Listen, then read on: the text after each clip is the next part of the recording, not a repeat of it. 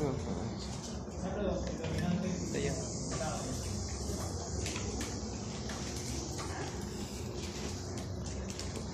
sea, es la posición del cuerpo o de una parte del cuerpo en relación con la gravedad, ¿no? O sea, siempre nuestro centro de gravedad va a permitir que nosotros estemos en el centro del punto de gravedad por delante o por detrás, ¿no?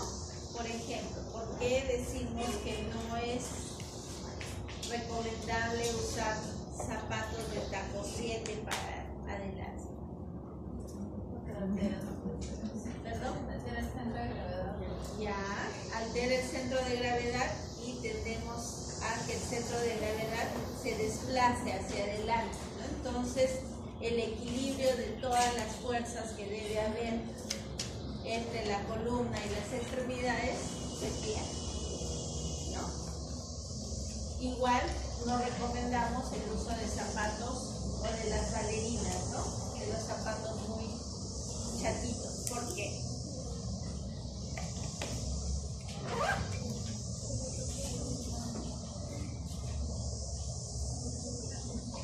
Que sienta mucho la curva. Porque igual, ¿no? El centro de gravedad se desplaza hacia atrás, ¿no? Igual alteramos el equilibrio y sobrecargamos los músculos erectores de la columna, ¿no? Entonces, ¿qué es lo que busca la postura correcta? El equilibrio entre las fuerzas musculares gravitatorias y antigravitatorias, ¿no? Así la definimos a la postura correcta, ¿no?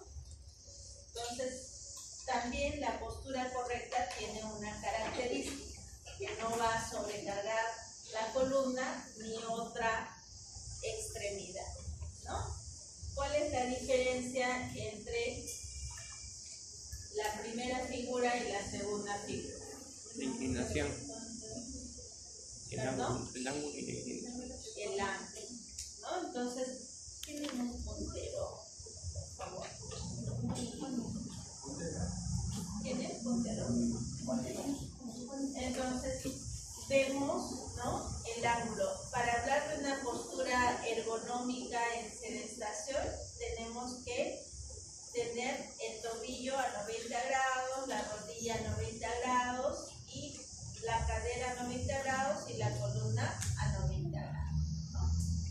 En este caso tenemos un poco de inclinación, pero si la silla es muy alta también, si las piernas o los pies están flotando, vamos a alterar esa postura ergonómica, ¿no? Por eso es recomendable también el uso de los banquitos para que los pies siempre estén apoyados. Si estoy cruzando las piernas, estoy en una postura ergonómica.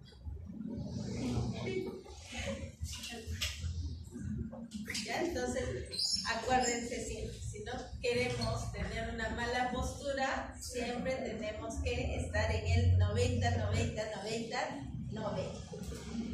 ¿Ya?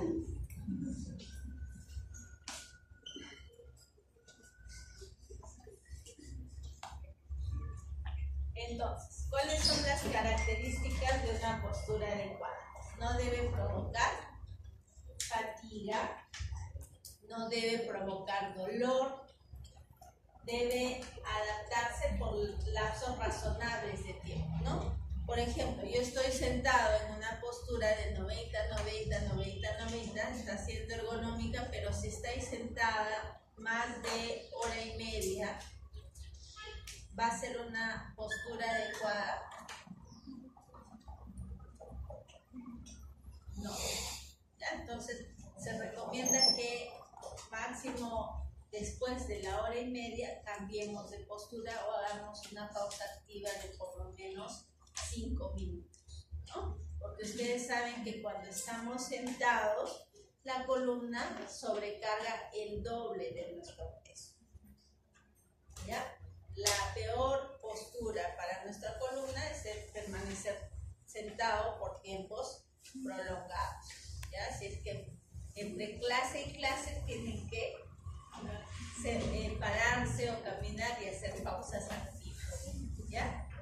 Para guardar una postura correcta. Es un hábito, ¿no? Porque a veces esa postura, por ejemplo, ¿no? Nosotros que tenemos que leer, nos gusta leer en la cama, ¿no? Y muchas veces boca abajo, ¿ya? Entonces se convierte en un hábito y eso hace que los músculos se contraigan, ¿no? Puedo leer en la cama, pero tengo que hacerlo sentado, ¿no? Buscando igual el 90, 90, 90, ¿ya? Porque si me echo boca abajo y estoy en diagonal, mis músculos paravertebrales van a terminar contraídos y después voy a tener dolor de espalda y dolor de cuello y no voy a saber por qué. ¿Ya? Peor si estamos con la laptop. ¿Ya? Si estamos con la laptop y nos gusta leer en la cama, hay que buscar una mesita que me permita una altura adecuada, ¿ya? Porque el monitor o la pantalla debe estar a la altura de mis ojos. Es subconsciente, ¿no? Porque les decía que es un hábito que se va formando, busca el equilibrio del cuerpo, hay una posición de referencia, el centro de gravedad, ¿no? Que siempre va a estar diciéndonos si esa postura es correcta o incorrecta, ¿no? ¿Por qué hablamos de una postura incorrecta y una postura correcta en estas dos imágenes?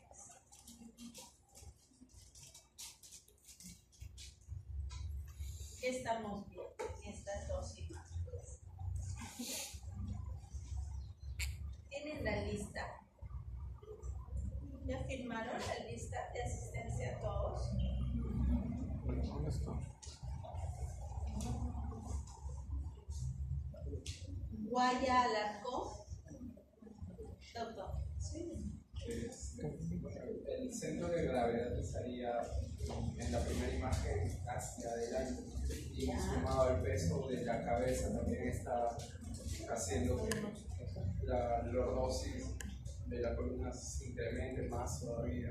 La cifosis. Cifosis, perdón. ¿No? La cifosis. En la segunda figura, porque hablamos de una postura incorrecta y una postura correcta. Tarazona Pedreros. En la primera imagen está el centro de gravedad hacia adelante. Ya. Produciendo también una cifosis Dorsal. ¿No? Y el cuello está adelantado, ¿no? Entonces estamos provocando una cifosis dorsal, pero el cuello adelantado también me va a provocar contracturas cervicales, ¿no? Igual en la tercera imagen y en la cuarta imagen.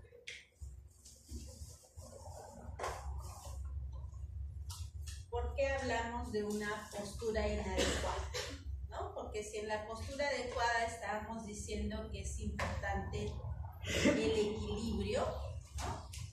Vamos a hablar de una postura inadecuada cuando tenemos un desequilibrio del sistema músculo-esquelético.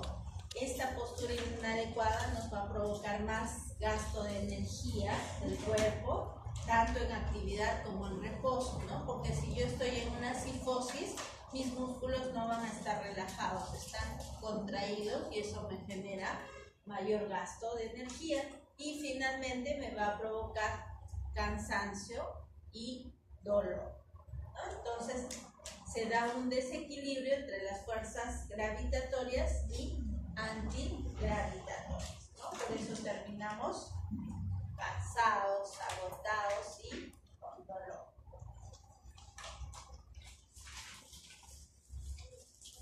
¿A qué llamamos defecto postural?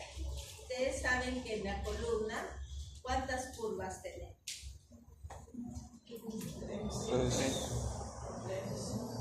Tres curvas. ¿Cuántas curvas tenemos? Montalvo, Molero.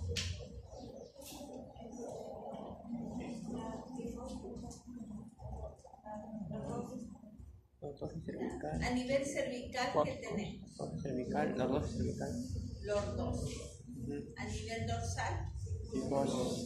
lumbar, Los dos. sacro. ¿Ya? Entonces tenemos 4 curvas. ¿Ya? ¿Sí? ¿Sí? Entonces, toda exageración de estas curvas naturales o la pérdida de estas curvas naturales me va a dar un defecto postural en el caso de la columna, ¿no? Pero igualmente se va a provocar en las extremidades. ¿Ya? Entonces, lo que también vamos a tener un defecto postural mecánico o estructural, ¿no? Cuando hablo de una, por ejemplo, de una escoliosis mecánica y de una o funcional y una escoliosis estructural.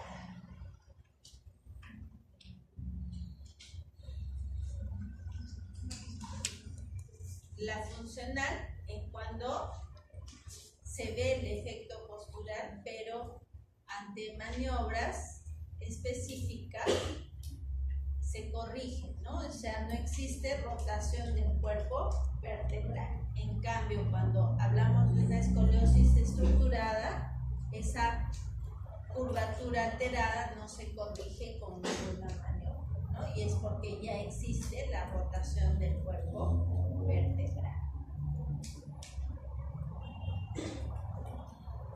En cuanto a la epidemiología, ¿por qué es importante, les decía, saber del defecto postural, ¿no? Porque 1 de cada 5 niños la pueden presentar, ¿no? Entonces es bastante frecuente, ¿no?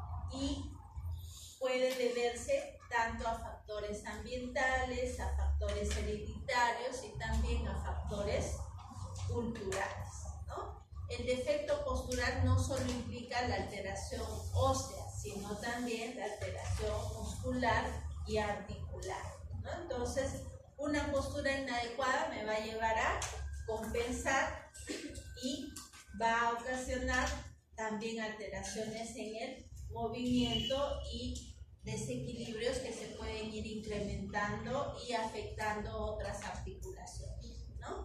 Por ejemplo, si yo tengo una asimetría de miembros inferiores por encima de 1 centímetro, si no corrijo esa asimetría, finalmente voy a tener una escoliosis compensatoria, ¿no? Porque voy a ir caminando y claudicando. Pero más adelante puedo tener una artrosis de cadera o una artrosis de rodilla, igualmente por la sobrecarga, ¿no? Por eso es importante detectarla y controlarla o modificarla, ¿no? También a la tercera edad estos defectos posturales de la niñez me van a llegar a mayor limitación y discapacidad si no la corrijo a tiempo, ¿no?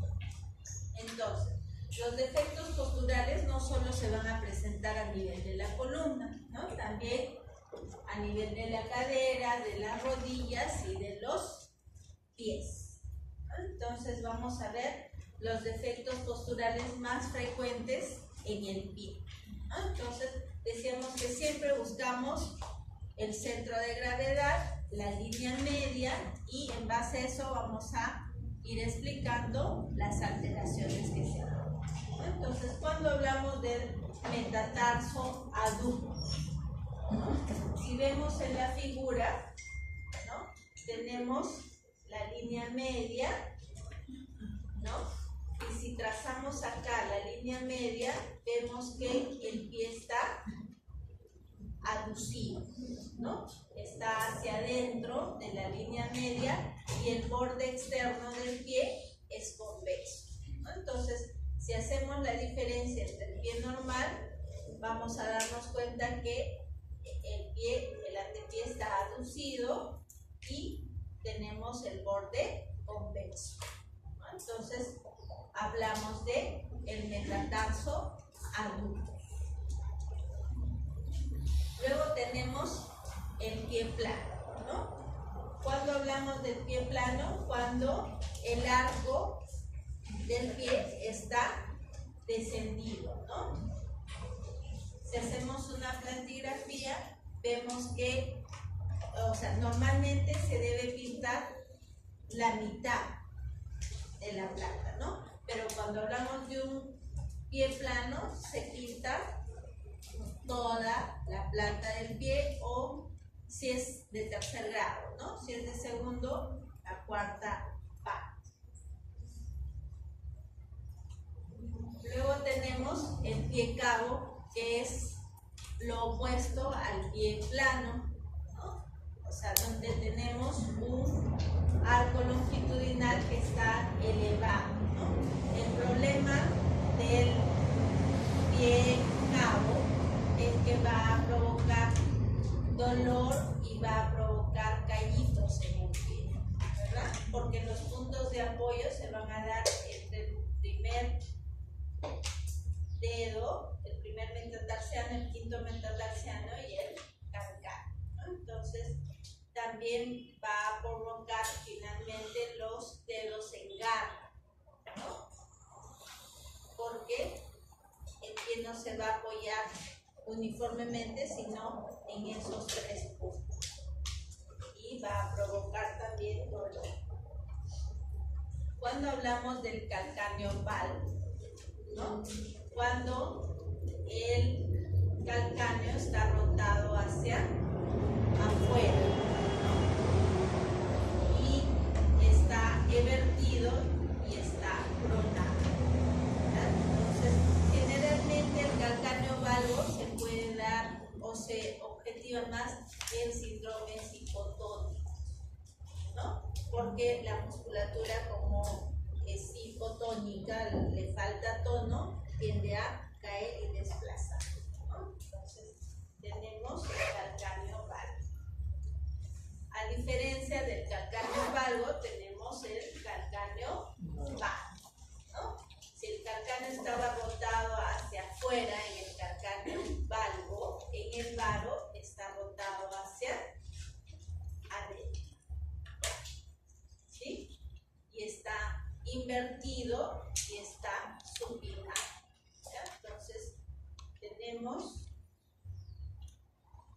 el calcáneo valvo, ¿no? Donde el calcáneo está hacia afuera, ¿no? Está rotado hacia afuera, está invertido y está pronado, y el calcáneo varo, que el calcáneo está hacia adentro y el pie está en inversión y está supinado.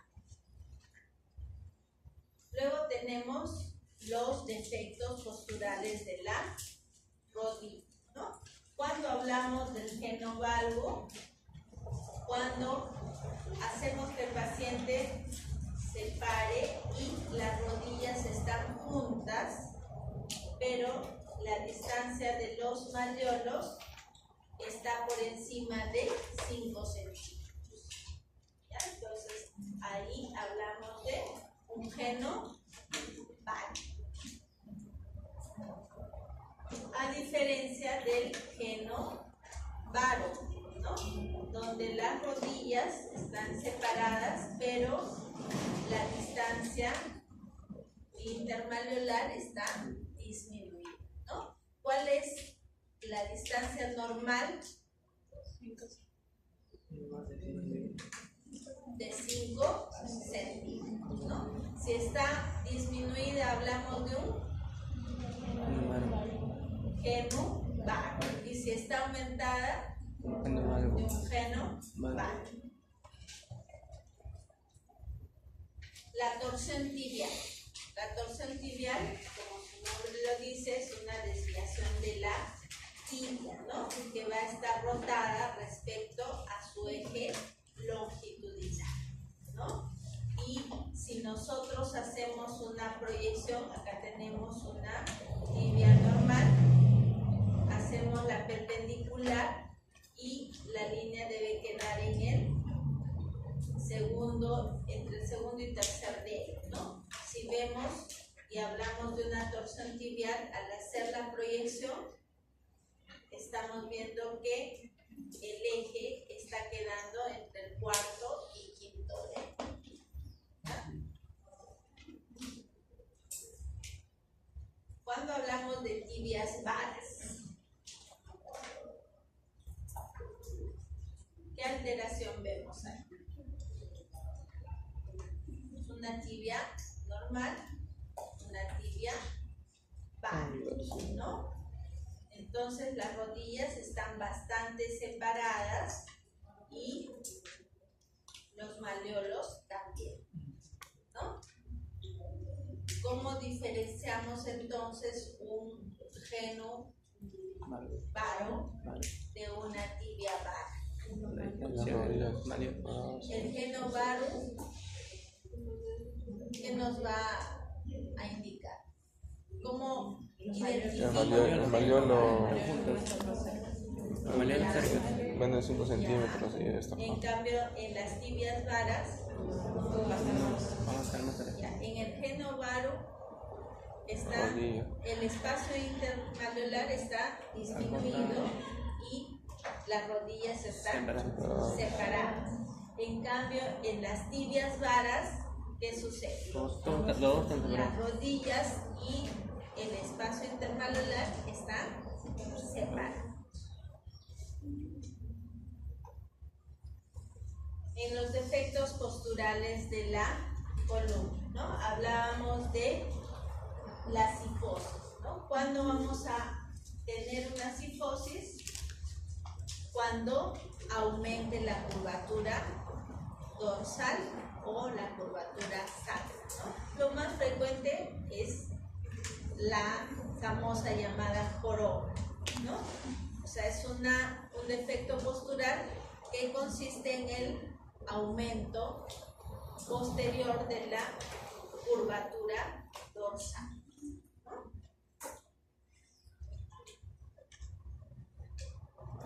Cuando hablamos de hiperlordosis, cuando la curva a nivel cervical o a nivel lumbar se incrementa, ¿no? O sea, normalmente debemos tener una lordosis, pero el incremento de esa curvatura me va a hablar de una hiperlordosis, ¿no? La discrepancia de miembros inferiores, ¿no? ¿Cómo la voy a identificar? Porque va a verse a la inspección posterior o anterior, ¿no? Una extremidad más larga que la otra, ¿no? Esta diferencia puede darse a nivel del muslo, de la pierna o también del pie, ¿no? En este caso, ¿cuál es la extremidad disminuida? Izquierda. De hecho,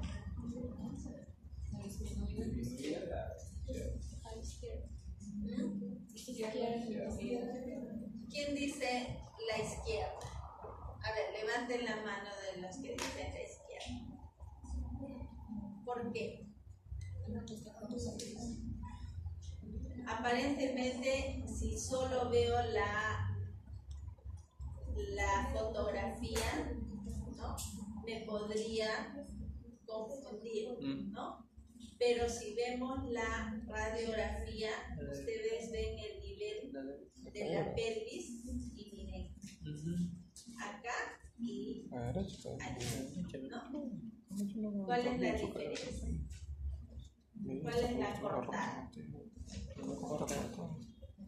La derecha, ¿verdad? ¿Ya? Entonces, el nivel pélvico es importante. La que está más descendida es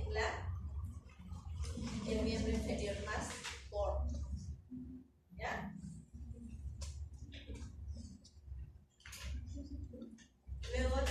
la escoliosis, ¿no? A diferencia de la cifosis que me va a mostrar el aumento de la curvatura posterior, en la escoliosis se da la desviación lateral, ¿no?, de la columna, y puede ser en una sola curva o en doble curva, ¿no? Entonces, ¿cuáles van a ser los signos de la escoliosis? La simetría de hombros, ¿no? Igual va a haber un hombro que está por encima del otro. La alteración lateral de la curvatura, ¿no?, a nivel dorsal o lumbar, y también va a haber el desnivel de las caderas. Las escoliosis pueden clasificarse en escoliosis neuromusculares, escoliosis congénitas y escoliosis idiopáticas, ¿no? Las escoliosis neuromusculares tienen el fondo en alteraciones neurológicas o musculares, ¿no? Por ejemplo, una parálisis cerebral secundariamente me puede dar una escoliosis. ¿Por qué?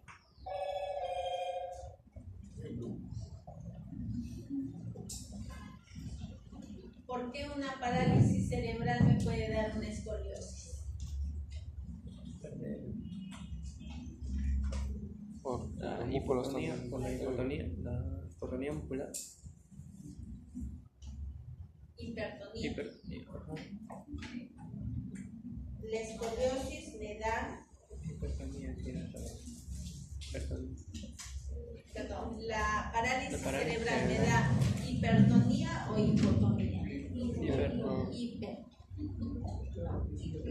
Parálisis cerebral. Sí, claro. Hiper. Dependiendo si es hipertensión. Perdón. Es dependiendo si es hipertensión. Cero cerebral. La parálisis cerebral Central. ¿ya han hecho la clase de parálisis cerebral? Depende si efectivamente. No, la parálisis cerebral es un daño cerebral, no es periférico. En una clase que hagan con la doctora Iguey, van a revisar, y bueno, en la práctica también van a poder evaluar a niños con parálisis cerebral, ¿ya? Hay tipos de parálisis cerebral, pero tenemos la parálisis cerebral diplégica, ¿no?, la parálisis cerebral hemipléjica, la cuadripléjica, pero todos cursan con hipertonía, ¿no? Entonces, como hay alteración del tono muscular, también vamos a tener la alteración del equilibrio muscular, y eso me va a provocar una escoliosis secundaria. ¿Un paciente con mielomeningocele puede tener escoliosis? Sí.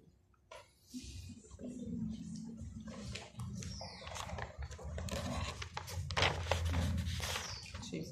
¿Sí? ¿Por qué?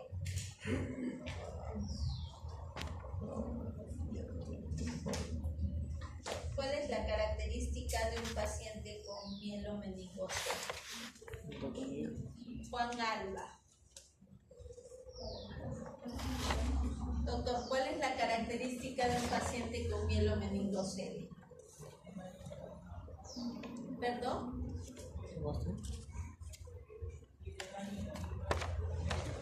¿Ya? Si hay daño medular, ¿cuál va a ser la característica clínica de ese paciente? Hipotónico. Y va por gato. Una paresia o una parálisis de los miembros inferiores, ¿no? Al tener una parálisis de los miembros inferiores, también se va a provocar la alteración del equilibrio y me va a provocar una escoliosis. Luego tenemos las escoliosis congénitas causadas por malformaciones vertebrales, ¿no? Y se van a dar desde el nacimiento, y las escoliosis idiopáticas, que constituyen más del 80% de todas las escoliosis, ¿no?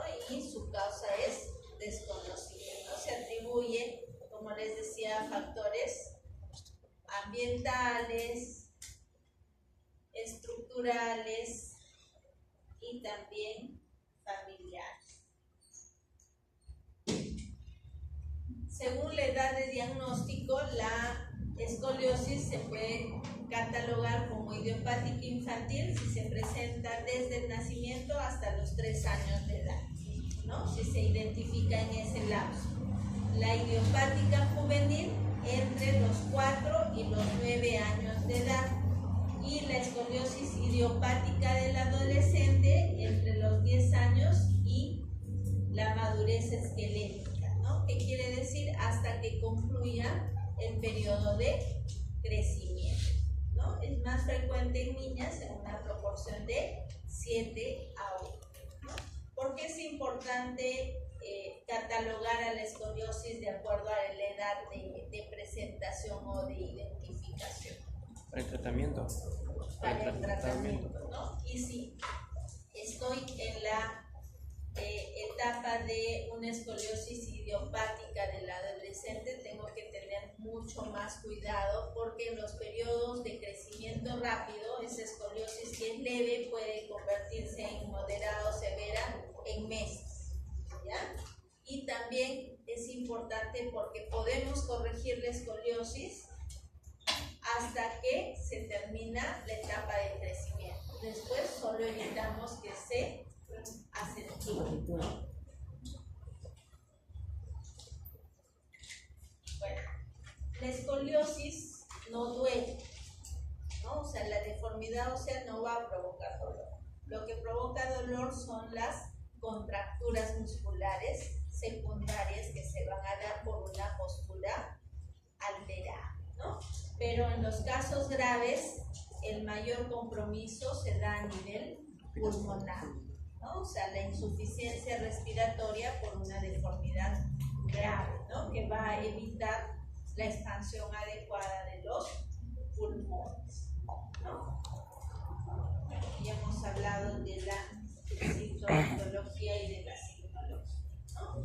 Pero así como les decía que la parálisis cerebral se asocia a la escoliosis, hay una gran lista de enfermedades que pueden asociarse a una escoliosis, ¿no? Entonces, ¿qué es importante? Cuando yo identifique una escoliosis, debo de descartar y buscar otros signos que me puedan indicar una enfermedad congénita, ¿ya?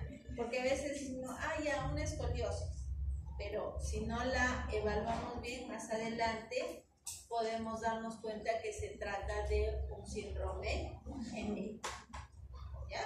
Si tengo una escoliosis en un niño, pero aparte en la inspección encuentro las manchas de café con leche, ¿en qué voy a pensar? Neurofibromatosis. Una neurofibromatosis, ¿ya?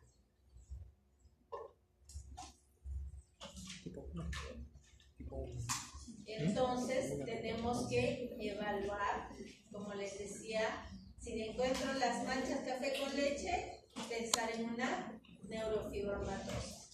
Si encuentro alteración del tono muscular, puedo pensar en una. Si está incrementado el tono muscular, Una parálisis cerebral. Si está disminuido el tono muscular, en una distrofia muscular, ¿no? La prueba de Adams me va a indicar si estoy frente a una escoliosis estructural o una escoliosis funcional, ¿no? Es importante evaluar la marcha del paciente para descartar de que no solo se trate de una escoliosis, sino también que tenga trastornos posturales en la cadera cadera, en la rodilla o en los pies. ¿Ya? Y es importante evaluar neurológicamente al paciente para descartar otras patologías, ¿no? Porque la escoliosis puede coexistir con otras patologías o ser un signo de otra patología. El examen que nos va a ayudar a diagnosticar una escoliosis es una radiografía, ¿no? En posición antero-posterior y lateral, ¿no? La cual nos va a poder indicar la severidad, o sea, el grado de escoliosis, y también me va a poder ayudar a ver la progresión de la escoliosis, ¿no? Si tengo en una primera evaluación 20 grados, ¿no? Y en la siguiente evaluación tengo 50 grados, ¿qué me va a indicar? Un aumento. Que el tratamiento no está dando resultado, ¿verdad? ¿Sí? Y que la conducta tiene que ser distinta, ¿no? Pero si tengo una escoliosis de 30 grados y luego evalúo, tomo una radiografía y estoy en 10 grados, mi tratamiento está haciendo efecto, ¿no? La resonancia solo se debe indicar cuando se sospecha de una lesión a nivel medular, ¿no? Por una escoliosis severa.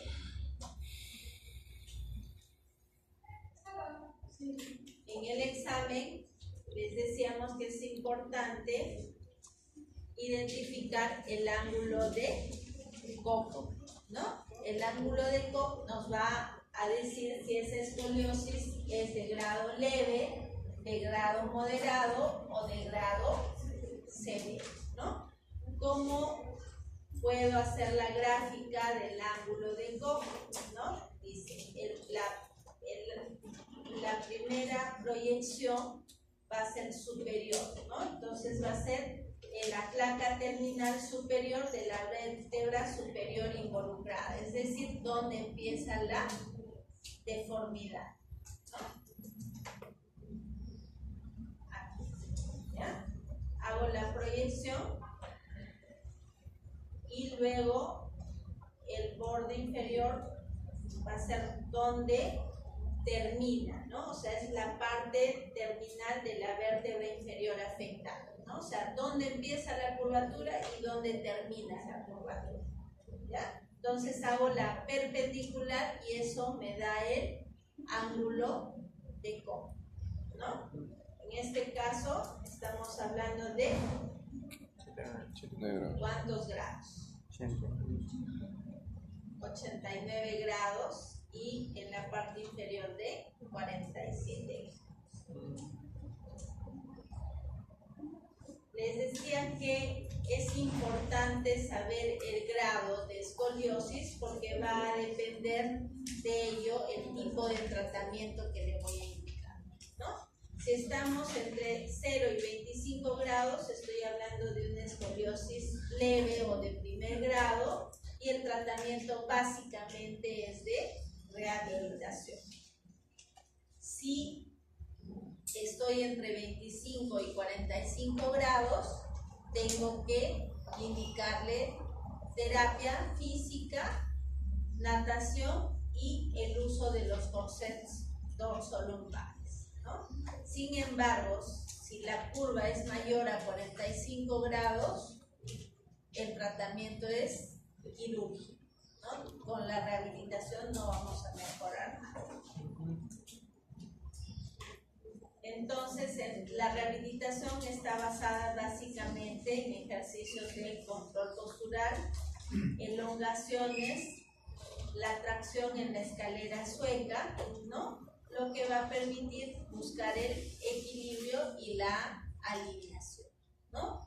Y también dentro de la rehabilitación, la práctica de la natación es sumamente importante y la adopción de posturas ergonómicas también es importante.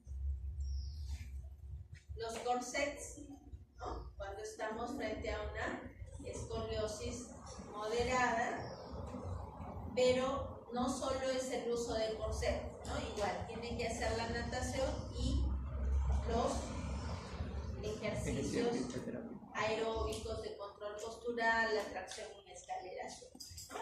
Y la cirugía de alineación y estabilización cuando el ángulo sea mayor a 45 grados.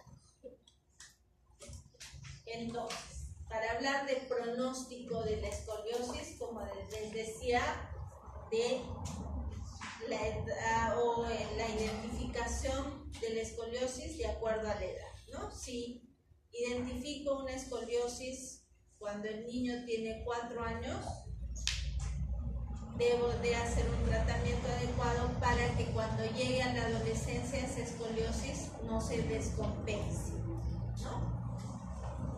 Cuando ya terminó el periodo de crecimiento, salvo tenga una enfermedad neurológica asociada, la progresión va a ser muy lenta, ¿no? Pero puede detenerse también si yo inculco en el paciente la práctica de la natación, la práctica rutinaria de los ejercicios y la adopción de posturas ergonómicas, ¿no? Si tengo una escoliosis a doble curva, es de peor pronóstico, ¿no? Y como les decía, si vemos una escoliosis en mujeres, generalmente la progresión puede ser mucho más rápida que en los varones.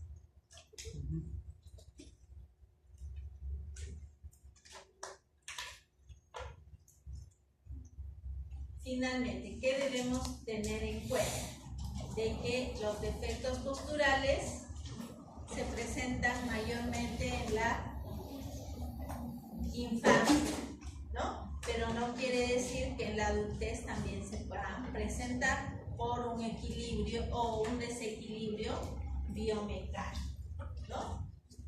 Puede estar debida a factores ambientales, hereditarios y culturales, y también no solo se da la alteración a nivel ósea, sino también a nivel muscular, tendinoso y articular, ¿no? Entonces, siempre que tengamos un defecto postural tenemos que compensarlo, porque si no me va a llevar a otras alteraciones, ¿no? Entonces, si tengo una escoliosis, tengo que buscar la causa. Si esa escoliosis se está debiendo a una discrepancia de miembros inferiores, tengo que compensar, ¿no? Por ejemplo, si tengo un paciente operado de una artroplastía de cadera y secundaria a la artroplastía de cadera existe una asimetría de miembros, si yo no corrijo, en un año voy a tener ya no solo el problema de la cadera, sino también una escoliosis secundaria, ¿ya? Entonces, por eso es que siempre hay que compensar esas asimetrías o ese defecto postural inicial, ¿no?